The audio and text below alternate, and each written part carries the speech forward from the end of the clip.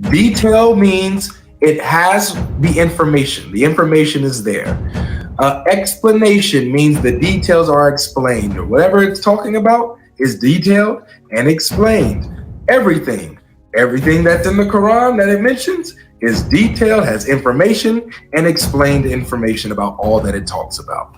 That's what the clear, plain reading of the text says. When you start to try to think out of it and do all this kind of, now it's difficult. But even the verse that claims that it's clear and detailed is so unclear. We can't even figure out what this means now. Hello, welcome to this amazing episode. In this very episode, Muslims came to defend their religion. Is Islam false or not? Let's find out the truth from this video. That are clear, some verses that are unclear. So they both can't be true. Okay. So with chapter 3 verse 7. What? Where'd he go? He took a donkey and he flew, brother. That's what he did. It's barely even nightfall when he went on a night journey. I heard his phone buzz, so I'm giving him the benefit of the doubt. Like, I heard a buzz, so maybe he took a call or something. So I'll give him the benefit of the doubt. If we moderators, if you see him again, let me know. I'm keeping an eye on the guest requests. So this person's name is For Allah. How you doing?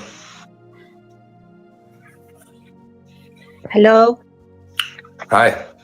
Hi. So when he says that it tells you in details, what he actually means that these letters that are in the Quran, these are the letters.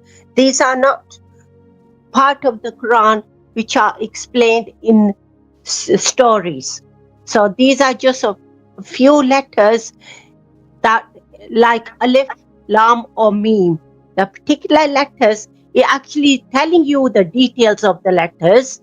This is God explaining to you, if you have a brain, that these are the letters that are secret letters. So isn't that God explaining to you? Can you not figure that out? Does it say that those are secret letters? Yes, it does. It tells you these are secret letters that only Allah knows. So it's telling you in details that this is what they stand for. Got it. So why are you making a contradiction of it? Do you know that Bible is full of child pornography? For Allah, I heard you. If you don't, let's not go into that. Please don't say that word on the panel because you'll get, stuff. Yeah. So let's stay focused on the conversation. Trying to shuffle to the Bible doesn't help. Okay. You mentioned that it's a secret. These are the secret letters. So meaning it's unknown and it's unexplained in the Quran, right? The secret is unexplained of those letters, correct? You can unmute now. You can unmute. Unmute your mic.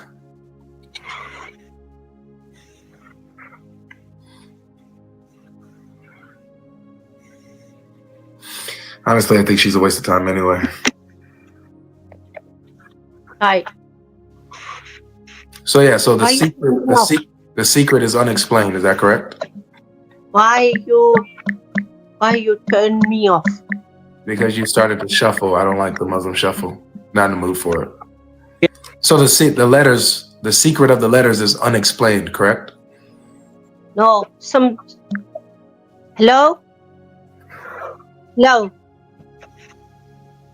Hello? Just certain people are just not ready to be on the panel, man. Please, guys. Maybe I need to have an age limit. Not only from the bottom, but the top too, bro. You want to know what that letter is? You know how you have a locker room and you're the only one that knows that password? What's the secret word? All right. Only one Ummah. How you doing? I'm doing good. Good. Would you like to? Are you asking about the the letters that comes before, you know. Nope, not asking about that. Just specifically about the contradiction that in chapter 12, verse 111, it says that the Quran is a detailed explanation of everything. While in another verse, in chapter 3, verse 7, it says that the Quran has some clear verses and it has other unclear verses. So it's not a detailed explanation about everything. First of all, you need to define what is detail. Listen, the chapter Imran that says Sunna al-Kitab wa ukharu mutashabihat. Yeah, you know, there are some verses that are clear and other verses that are ambiguous. And then there's a verse that says that this Quran is muhkamat, you know, it's detailed. First of all, this word muhkamat, detailed, means that just like if I were to ask you, listen, you know, if you let's say there's a father and there's a son. The son asks, the father says to his son, listen, if this happens to you, let's say if you hurt yourself, you go to the doctor. If you're hungry, you go to the store and get food and so on. But it is detailed what the father says to the son, but it doesn't go into detail in how to cook the food or what medicine to use, but it's still detailed in a way. So the Quran actually says that if we don't know, you know, now if we don't know if this verse is ambiguous, you need to go to the Hadith. That is still detailed. It doesn't go in details in the Quran, but it is still a detail. It doesn't contradict. If I say, oh, listen, that is ambiguous, but I still tell you how to get the information, that is not a contradiction because I've just given you the details. Okay. Do you understand? It's not contradiction. The ulama mentioned. I heard you. Let me respond, bro. Let me respond. All right, please. I heard the point that you made. Very interesting point. But there's a hole in it. There's a hole in your point. Oh. The hole is that let's go to your example, the father giving instructions to his son to go pick up stuff at the store and stuff like that, right? Yeah.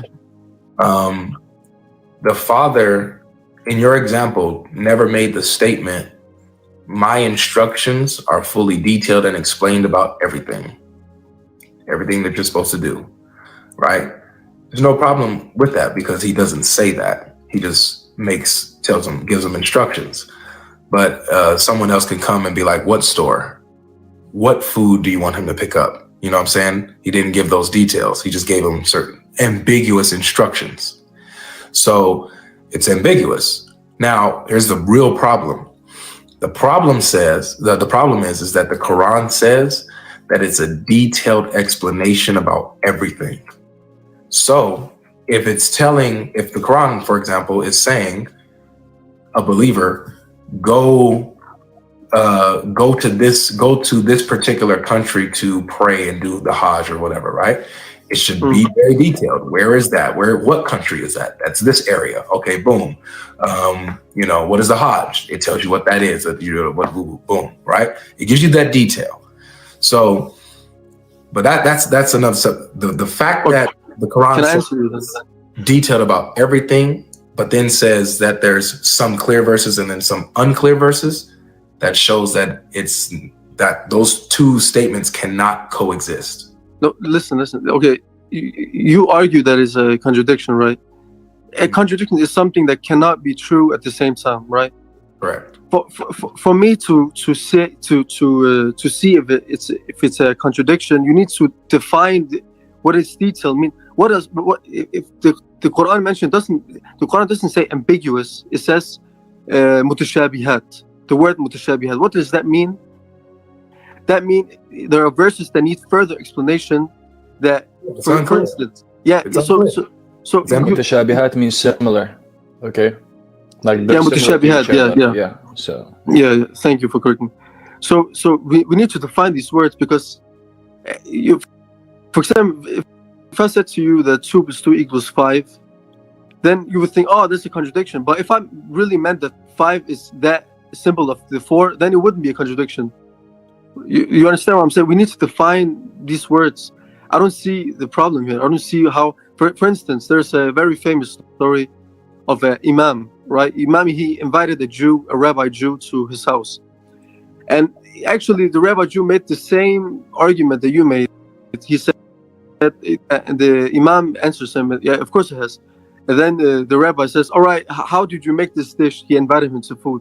Well, then he called the cook over and said, how did you make this food? And the cook answered him, I made this and that. And he said, where in the Quran does it say that? Where the Quran says, وَاسْأَلُوا أَهْلِ الذِّكْرِ إِن كُنْتُمْ لَا تَعْلَمُونَ. Ask people of knowledge if you do not know. Do you understand the point here? That the Quran doesn't give the specific answer to how to make the dish. But the point, so something can still be detailed and not be ambiguous. No. Do you understand? No. So that's where I disagree. Bring up the verse first of all. I need to know what verse are you referring to? Chapter 12, verse 111. It doesn't say that it's detailed about something. Detailed explanation of everything, bro. If you're off the app, I can't hear you. Do you have maybe a second device you could look up the verse? No, I just have my phone. Okay, well, I'll wait on you. You can take a look at it. I'll wait. Hopefully the app doesn't kick you off for being off too long. But yes, it says about everything, detailed.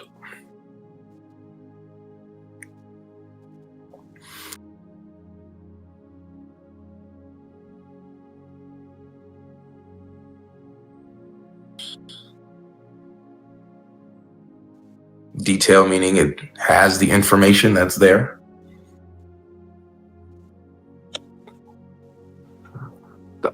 I honestly don't know how this is a contradiction in your eyes. Can you just say one more time why you think there's a contradiction? So you can't have the verse that says, or the statement, this is a detailed explanation of everything, while at the same time saying that this book contains unclear verses. That means that these unclear verses are not detailed and explained. So it's not a detailed explanation of everything, only some things. So that's a contradiction. You understand? No.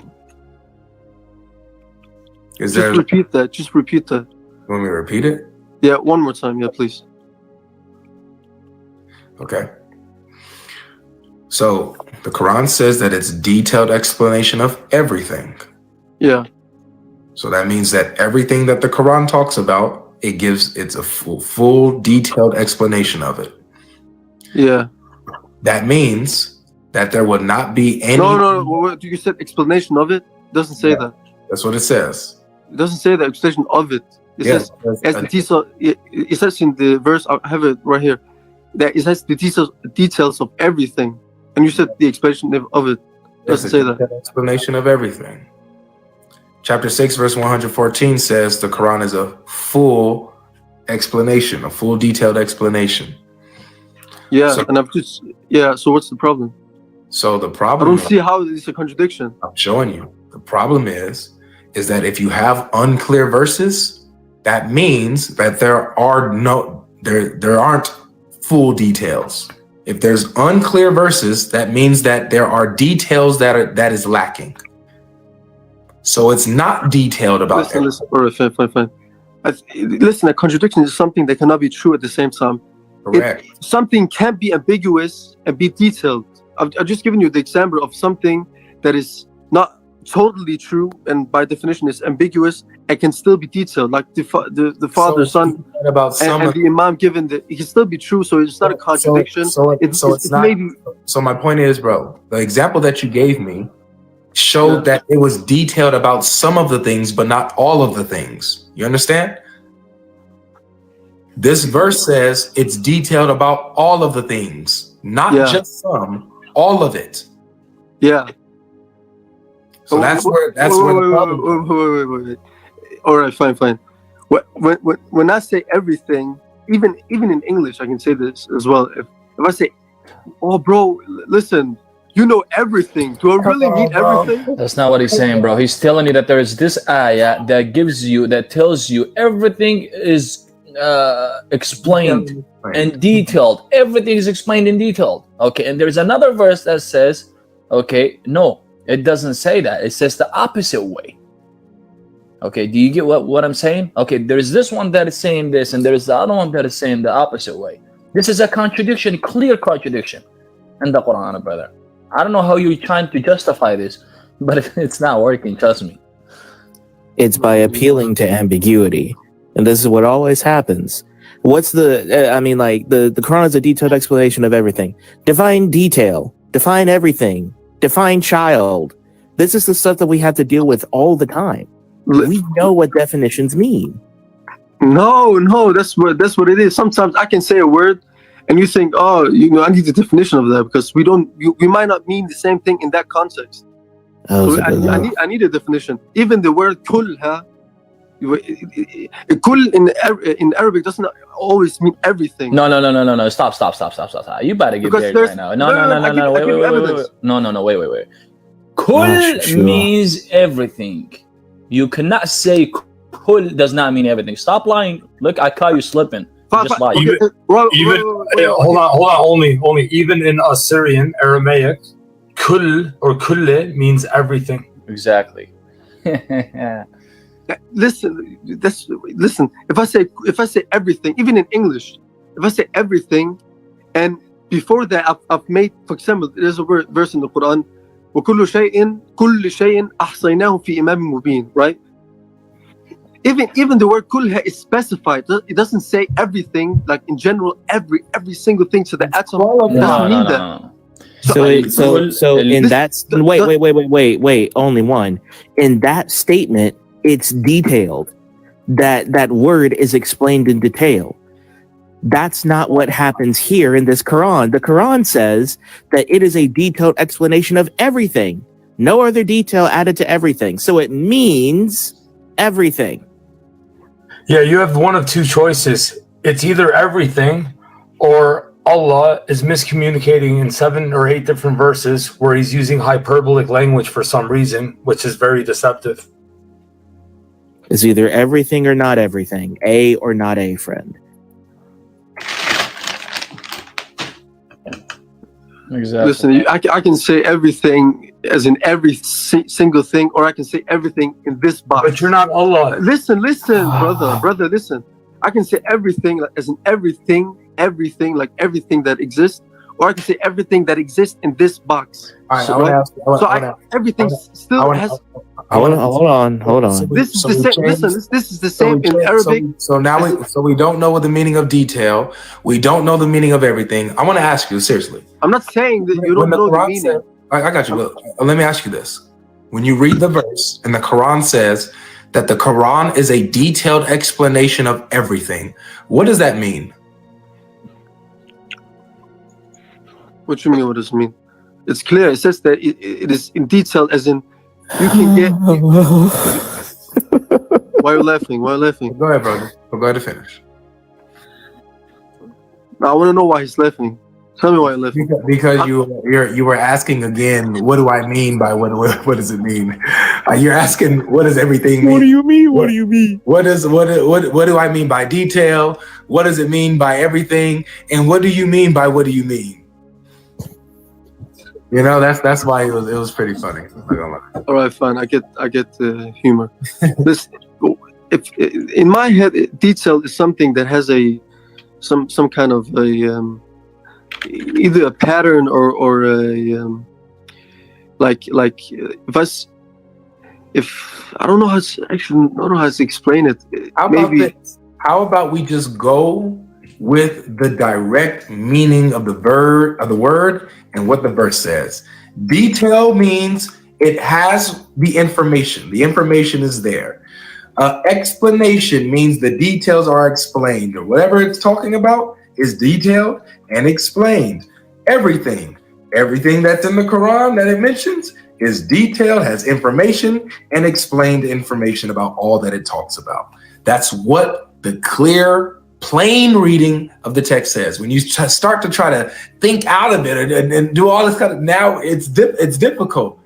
But even the verse that claims that it's clear and detailed is so unclear. We can't even figure out what this means now. You feel me? The verse that claims that the Quran is detailed and explained is not detailed enough for me to know what it means. It's crazy. Can I give you an example of an unclear verse? Please. Okay. Go to chapter 17, verse 1.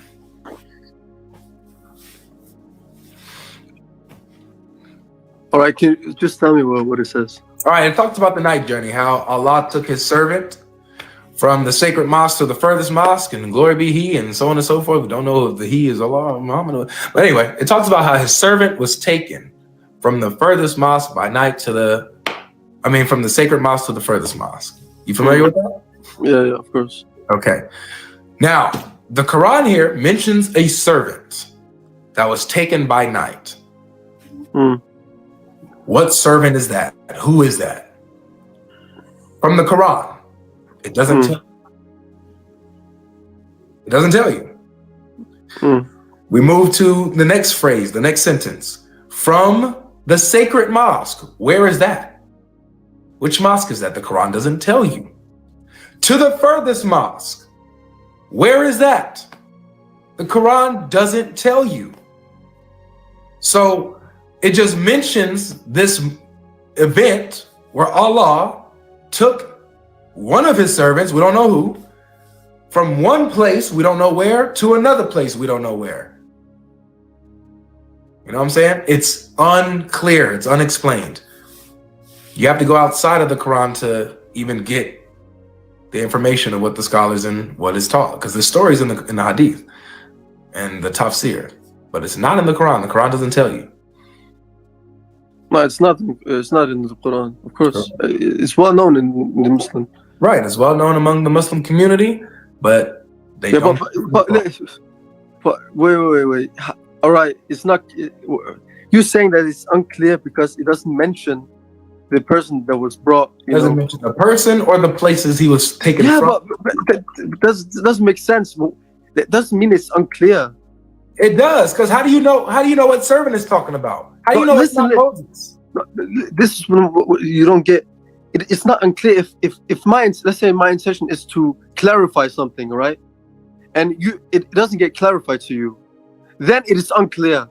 But the message in that verse it's not God's intention to tell you whose servant it is. It's not the mode of the story. No worries, good, my friend. So how is it unclear if God mentions that a servant was brought from this holy place to this place?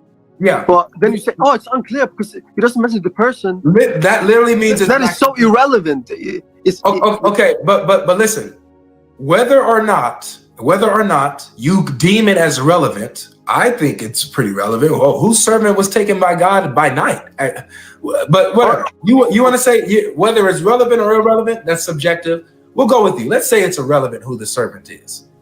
Now, I'm not saying that. I'm not saying like that, but it's only unclear. It would only be unclear if it was God's intention to tell you whose servant it is, and he didn't mention it or something like that. But hold on a second. Does the verse tell you if it's God's intention to let you know who the servant is? No, it doesn't. Okay, so then how do you know that it's not his intention? You're just assuming this. Even that part is. First of all, you know, God. We're going in some. We're shifting here. We're not talking. I'm giving you. Let's say if God doesn't have an intention in a way. God is God. You know. If my intention was to clarify something, I'm a human. I'm not God. If my intention was to clarify something and it seemed unclear to you, it's either my fault or your fault, right? Really? So if I cannot blame the book of being unclear if it's just telling you of a event that happened. So is it? And then you say, hey, it doesn't really go into detail. Bro, stop. Is it detailed? In what way detailed? Is it detailed, bro? Is it, in what way is it detailed? In how he got there, or did he sip juice? What did he drink something when he got there? What kind of food he ate? In what way detailed? That's what you don't. Is it detailed? In what way? Is it detailed, bro? As in, or there's you get information in a 1, 2, 3 state. Yeah, then you can say it's detailed in that way. This is Islam. This is Islam. So okay. So when the Quran says it's detailed, bro, you're making so bad points right now. Sorry to say, bro. I don't want to disrespect. Okay, you, I'm making the bad points. I got it. So the Quran can you give me a good argument? You're interrupting me. The Quran says it's a detailed explanation of everything. Is this verse detailed about everything? Does it have all the details there? As I said to you, everything in this Quran, you can find the answer to in the Hadith, which makes it detailed and what makes it unclear. Thank you. So according to the verse, it's not fully detailed. Completely opposite to the Bible, by the way. But go ahead. So according to the verse, it's not fully detailed and explained, correct? You need to go outside to get the rest of the details, right? Yeah. Thank you. So that means that that's a contradiction.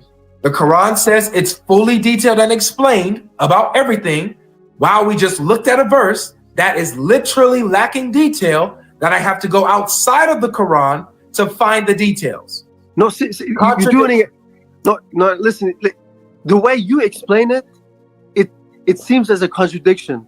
But if you only take it as at what the Quran actually says, and you take it and you put it against each other, it's not a contradiction. The reason why it's a contradiction is because the way you say it, bro. Okay. All right. I thank you for remaining respectful. I'm gonna bring up the next guest. But just the last thing, bro. You need to find someone that is knowledgeable, bro. You can't just debate some. Well, you're not knowledgeable. God bless you, everybody. How are you? God bless, Rob. God bless you, Rob. Hey, I don't know, people before I bring them up. I wanted to say something, Avi, before he even leaves. Okay, wait a minute. The Quran mentions Masjid al-Aqsa, right? When was the Masjid al-Aqsa built? What? Do you know? When was the Masjid al-Aqsa built? Can you tell me? Do you know? Historically, or you're asking about? Of course, historically. What am I gonna? Of course, historically, but Palestine, akhi. Palestine. When was it built? You know what year? It was. Let me teach you today. I'm gonna teach you. Not a problem. It was built in between six. Hold on. You can teach me. You can teach me. I'll teach you. So okay, just give me a second. I'll show you the contradiction. Fine, teach me, but Habibi, can I speak? You can teach me, but lose this. Listen, you can teach me, but lose this arrogance, bro. You got it. Just teach me and stop being arrogant. Please teach me. You got it. Okay. So it was between 685 to 715. Let's see when Muhammad. Do you know when Muhammad was? When did he die? 633. 633. But hold on. How did he went to Masjid al-Aqsa when Masjid al-Aqsa was built after Muhammad died? The question is very easy. Muhammad had access to a DeLorean, to a time travel machine, brother. Very easy. This is a boom, huh? Yalla. Answer the question. Let's see. Muhammad took a DeLorean. I'm gonna boom you. Jamie Foxx. No, the Masjid al-Aqsa is a place. It's not a building. It's a mosque, as we all know. It's a masjid. Okay. And the Aqsa. What does it mean Aqsa? It's holy. Yeah, place is always holy. We know, Habibi. I know, I understand. But it was built around 685 to 715. But Muhammad already died before that. How did he went and visit Masjid al-Aqsa when Masjid al-Aqsa was built after Muhammad died? That's like asking, where was Muhammad sallallahu alaihi wasallam? Where was he born at? And I say Saudi Arabia. Hey, Saudi Arabia was born didn't exist for 400 years ago, but it existed, for 1500. It's like the same principle. This is just words, Masjid al-Aqsa and those things. You need to only one truth, brother. Brother, you have no idea what you're talking about, Habib. Can I tell you why you don't have any idea why you're talking about? If the host, thank you for bringing me up again, brother. I wish everybody, just a second, brother. I'm trying to help you. I'm not attacking you, brother. I'm trying to help you. And you're asking for people who have knowledge. Well, I'm a scholar in your religion, so I came up to educate you. And you literally before, yes, I am, and I'll show you why.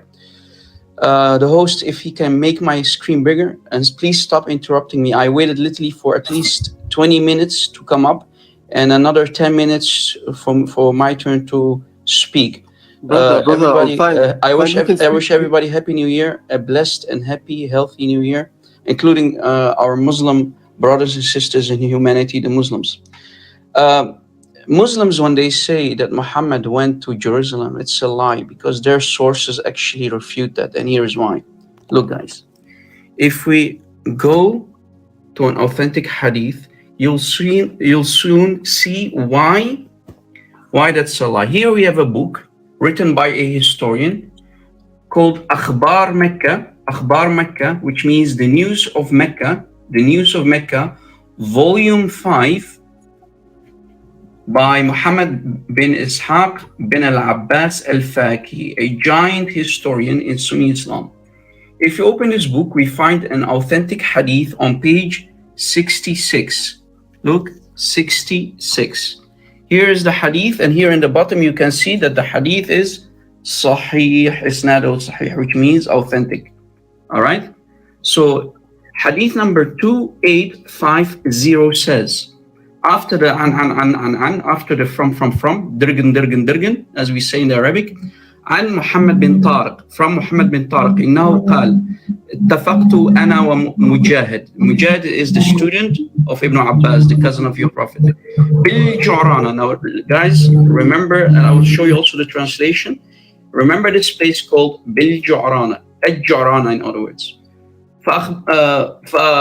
فأخبرني in Masjid al-Aqsa, pay attention, he told me that the Masjid al-Aqsa الذي من وراء الوادي بالعدوة القصوى مصلى النبي بالجعرانة. Okay, what does that mean? Translation.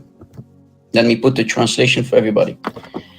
Chain of narration, as I told you, the hadith is sahih, and the reference is in the bottom, Akhbar Mecca by Muhammad bin Ishaq bin al-Abbas al-Faqi, volume 5, page 66, and the hadith number is 2850. We gave you the source, translation of the Arabic that I read earlier. From Muhammad bin Tariq, he said, Mujahid, the student of Ibn Abbas, and I agreed to meet in Al-Ju'rana. He then told that the Prophet, now pay attention, who? Muhammad, your Prophet, was praying in Masjid al-Aqsa, which is behind the valley in Adwat al-Quswa in Al-Ju'rana. Now let us do a Google map search to see where this Al-Ju'rana is that Muhammad was praying in. And remember, we have a mosque in the time of Muhammad called Al-Aqsa. So let us look it up.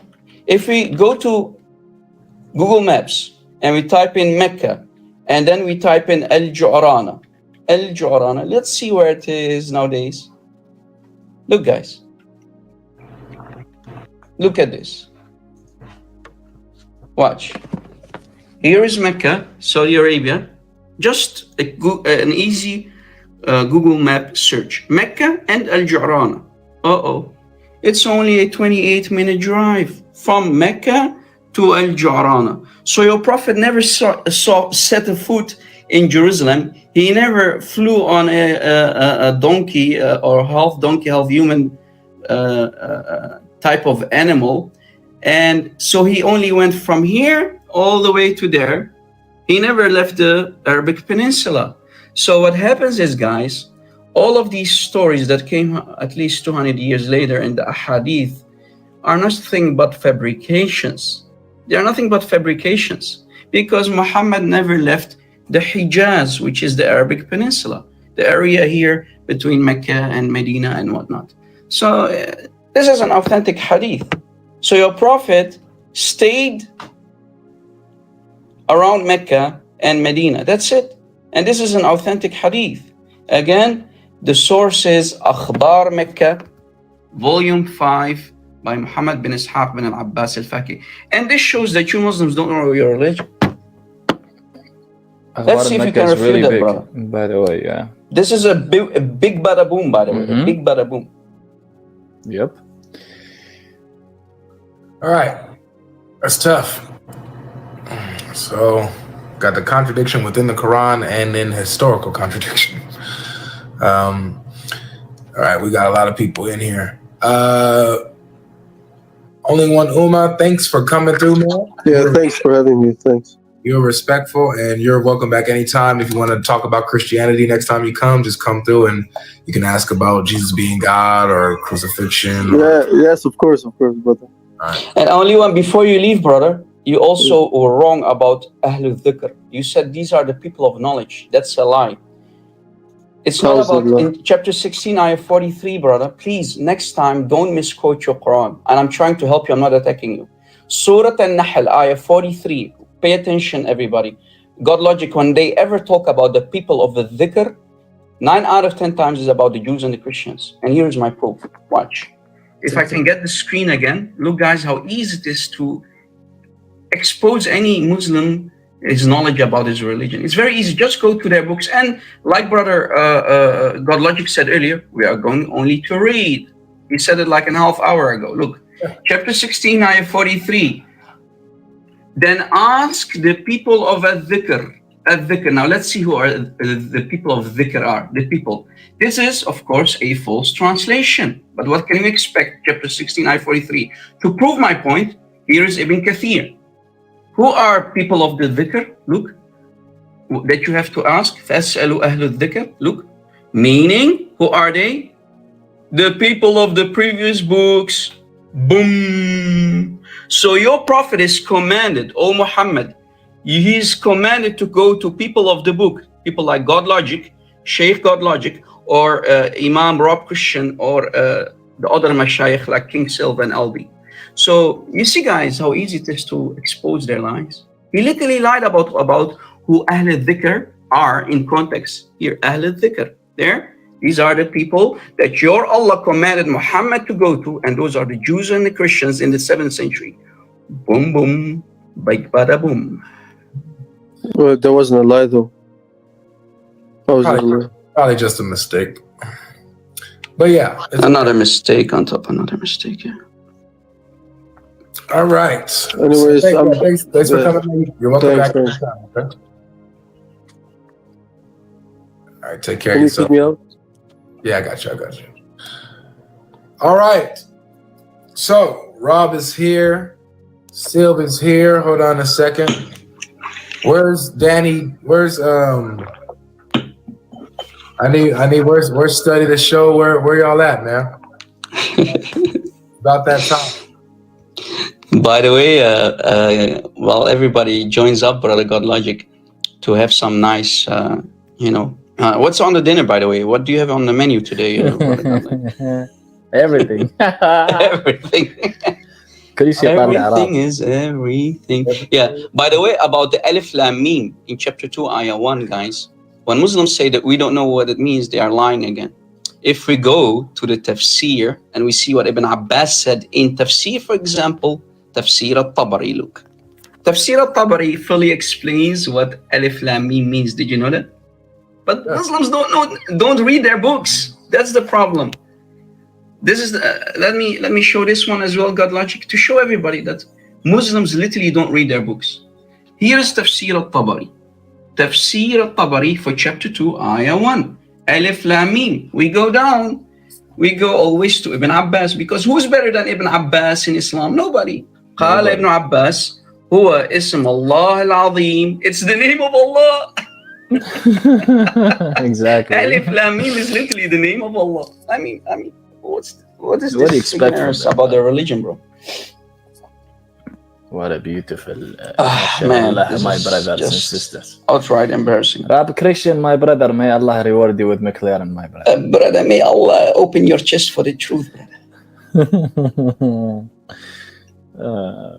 Hey, open your chest for the truth, Habibi, for the hot. Habibi. What's up? Where's study the show? I see you watching, man.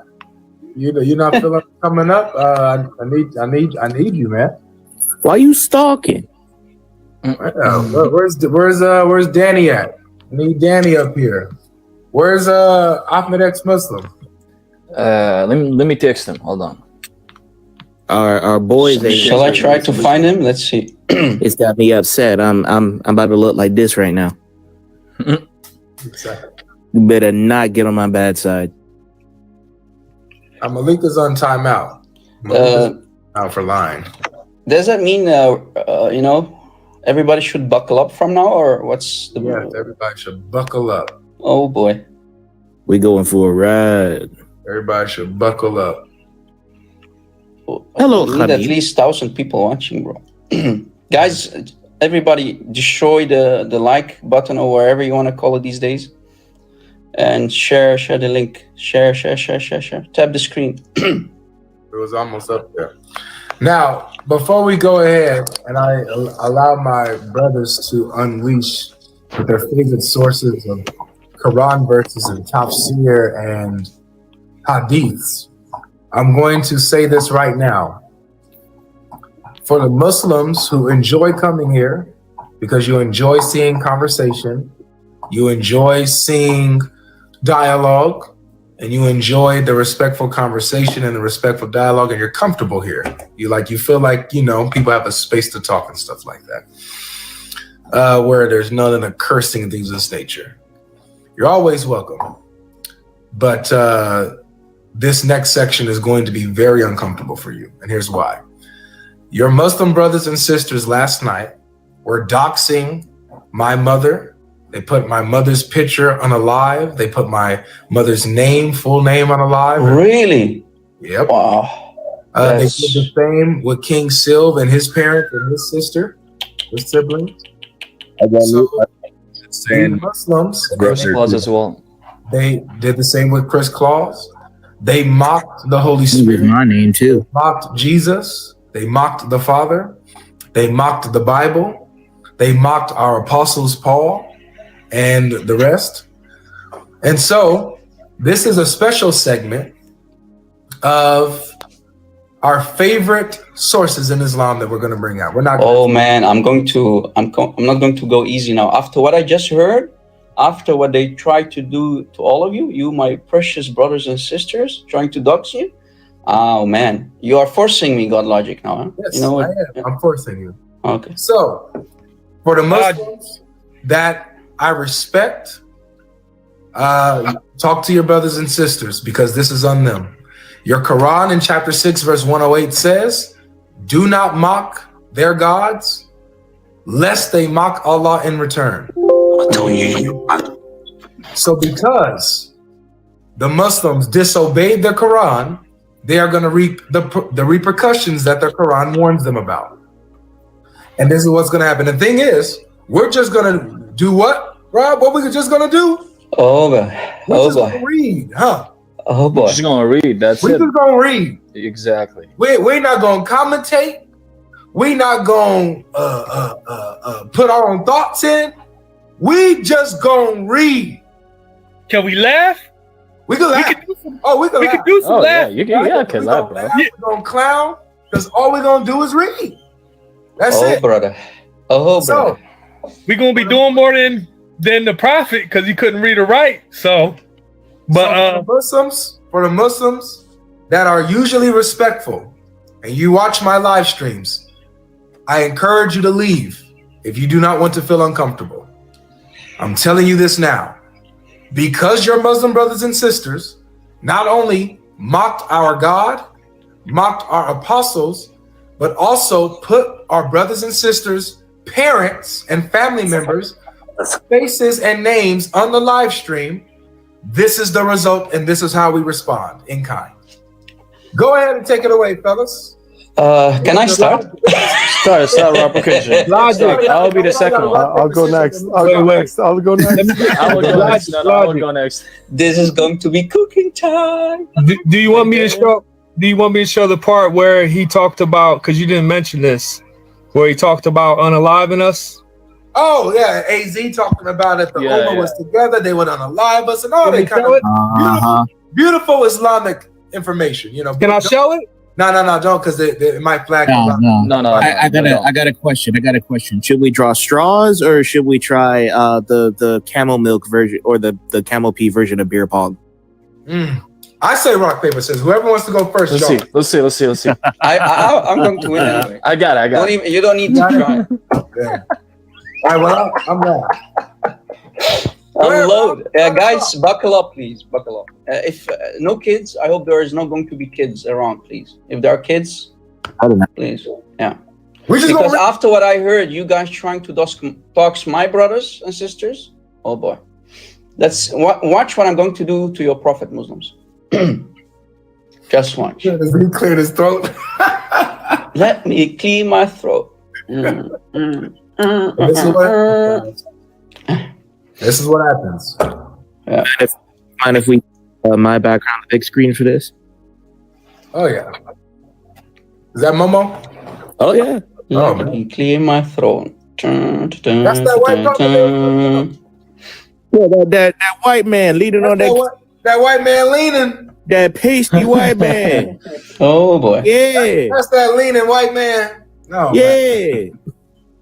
That leaning white man. Right, welcome back, guys. That was an amazing one. Share your thoughts, what you were able to learn in the comment section. Don't forget to share this video with your friends, your family, and subscribe to the channel for more amazing videos like this. When we point out something in the Quran that is inconvenient or shameful, Muslims quickly point to another verse which says otherwise. They are so caught up in trying to defend the shameful verse, they forget about the problem created by the contradictions they are trying to ignore. And I do love to know why Allah included verses that only He can understand. So what is the point? If He is the only one that can understand that verse, why did He need to add that verse in the Quran if there is no humans to understand it? A discussion with a fanatical member of a false sect argument appealed to him, knows that he must defend his guru and his false idol at all costs and must disagree with any rational counter-arguments that dismantle his faith. So they are so caught up with this illusion that they must be right at all time. We should just play their games against them. I think this should be the best approach. He said everything doesn't necessarily mean everything, because in Arabic words have multiple meanings. Okay, we should go by his own logic. So when the Quran says Allah is one, as Muslims love to parrot and also say things that are meaningless, that one could mean 100, or the one could mean multiple things. It could mean chicken, it could mean apple, it could mean one spoon, it could mean so many ones that we don't even have numbers for. So if we should go by their logic, because they believe that the Arabic have multiple meaning for a word, so that one could mean so many things. When the exact word fallacy works against Muslims, they will say, show me the exact words where Jesus says, I am God, worship me. The thing is, when Allah's exact words are the Quran, it's a detailed explanation of everything. He actually means it isn't the explanation of everything, because we need human interpretation for it to make sense. Alhamdulillah, double standards. This is the best exclamation I can give at this time. So guys, thank you for watching. Share this video, subscribe. Don't forget to like it as well. We'd love to see you in the next episode.